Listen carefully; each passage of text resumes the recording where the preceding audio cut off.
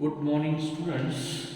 Today, in lecture number 19, we are going to study in detail the literary term known as realism. In the previous lectures, we have discussed in detail the terms like satire, symbolism, and paradox. And today we are going to discuss the term realism. This particular realism means, in short, the real presentation of culture, society, manners, people, characters, information as such. And most of the writers in poetry, in plays, in novel, and also in prose, means in literature, highlights the realistic picture of the society, though whatever its result may be. When you go through the poems like Rape of the Lock by Alexander Pope, the poems like Macflegno, Absalom and Achitophel by John Dryden, and the poets like Geoffrey Chaucer, who in his prologue to the Canterbury Tale present the real picture of the society.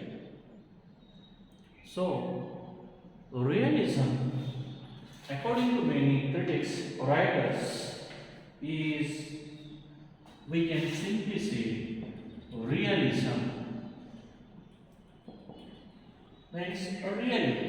means real presentation of social situations, incidents, characters, information, and so on. And so, in the mid 19th century, there emerged as a realistic movement or realism.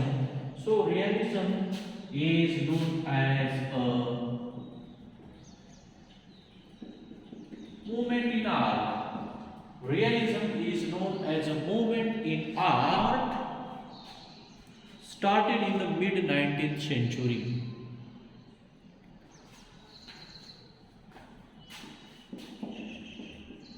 Started in mid 19th century.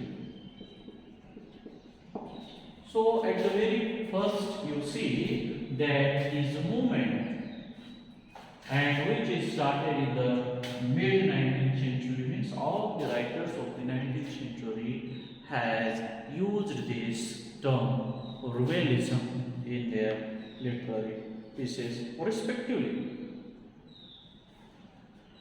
And it started in mid 19th century in France and later spread to world, and later spread in the entire world.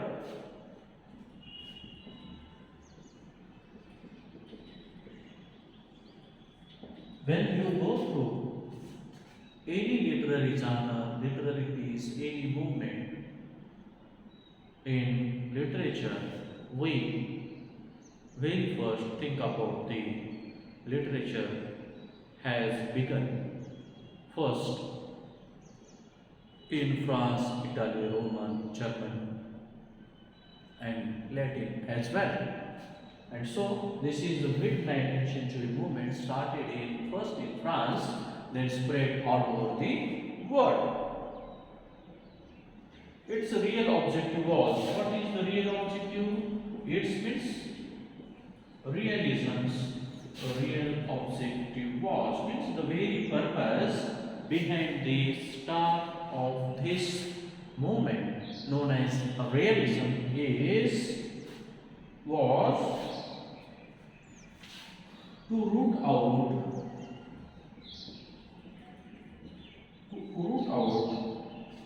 what is called fantastic and romance.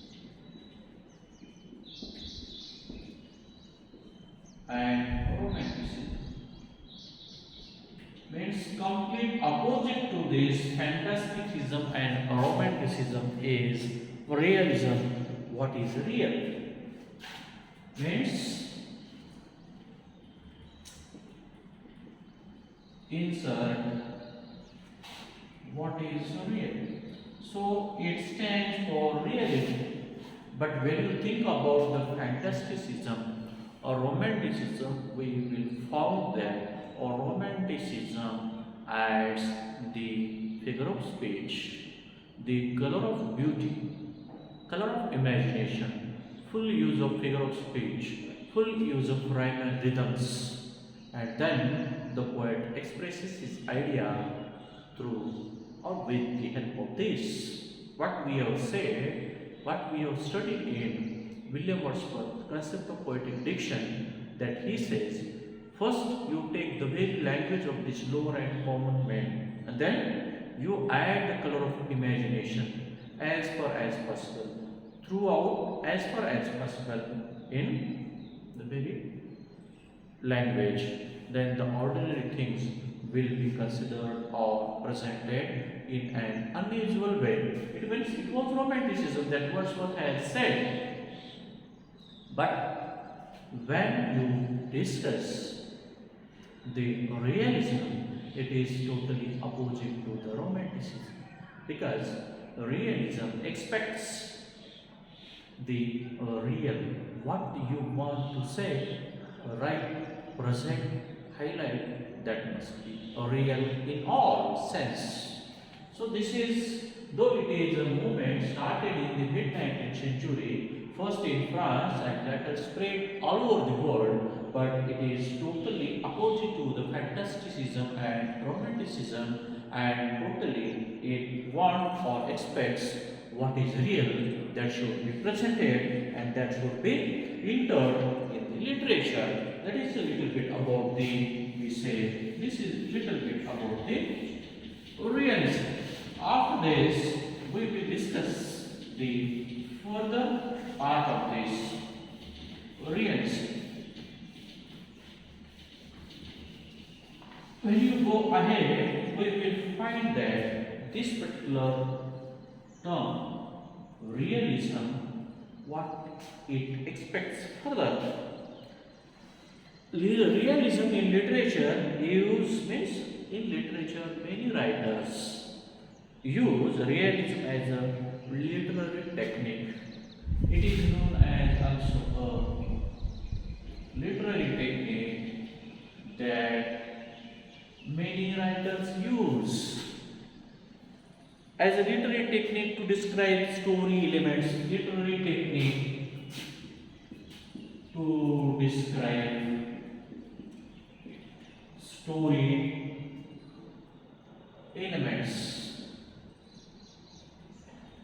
to describe story elements in the text, such as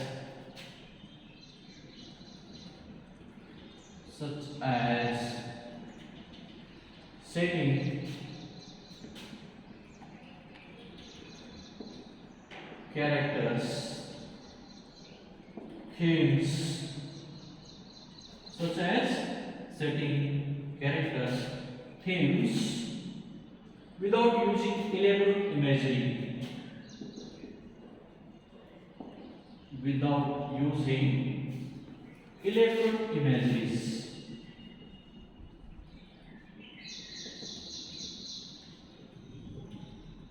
Elaborate means without expanding unnecessary ideas, elaboration. Just you represent, describe the elements like character, setting, plot, everything without any elaboration, expansion that the romantic writers does. Or we can say elaborate language or figurative language. Without the use of this elaborate imageries or figurative languages or decorative, this particular realism works, because Realism is completely opposite to the Romanticism, because Romanticism expects elaboration, expansion, use of figurative language, decorative languages as such. But Realism is something opposite to Romanticism and Idealism, and at the same time, Realism really represents the real society, real culture, real plot, real setting, real characters, and the very representation of them in a very real sense and a real way. So this way, realism is a real picture. There is no any addition or deletion. What one has said, that is as it is provided in realism. When you go through the text like what I said, when you go through the text like, when you go through the text like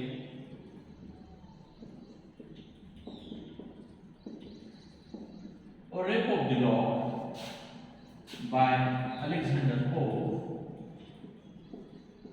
in this text, Alexander Pope highly represents the real picture of the high class society through the character of Belinda, the lady, Lord Peter, the male representative. This particular Belinda and Lord Peter highly represent the society in which they live. But as a poet, a writer, and satirist, Alexander Pope represents the real picture of the society through these people of the time of 18th century. And according to him, the very representation of this society means the real presentation of that culture. And we will find that this Rape of the Law highly represent the social and cultural realism at that time, reality at that time, and the very presentation of aristocratic society, उच्च श्रीमंत लोकांचं जे काही दाखवतात ते as it is. For example, to wake at late in the evening or in the afternoon, to sleep in the late night, enjoying the parties, ball culture, dance, smoking, drinking, enjoyment. These all are the, we say, the routines of the high class people.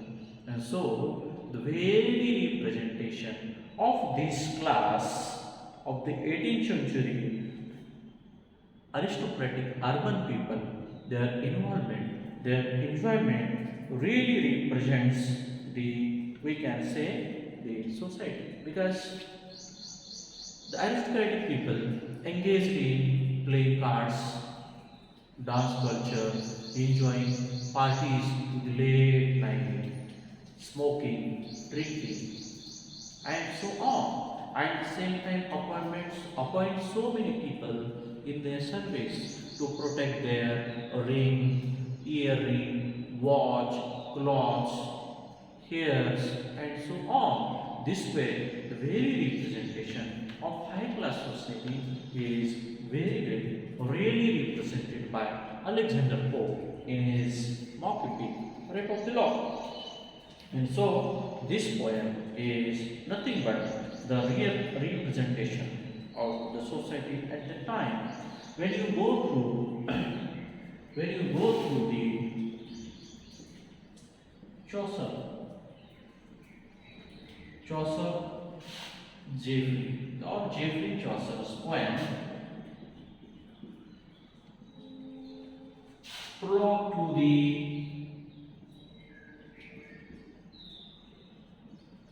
Canterbury Tales. In this particular prologue, Geoffrey Chaucer, the representative of 14th century, who is known as a father of British poetry, very well represents the each and every class of his time in a real sense and way. Because as a minute observer of the society, Geoffrey Chaucer represents the real character of doctors who, instead serving to the people, they are engaged in collecting gold. They love gold more. Even the friars, means the priest in the church, they are not the friars, but they are liars. That Chaucer says, because they lie and earn money from the people and they totally make the fun of the religion. So the doctor, the friars, the businessman, working class men, farming class men, each and every man of its respective class, respective business is really represented by Geoffrey Chaucer in his poem Clock to the Canterbury Tale. Even the Rape of the Lock is also the real example of this.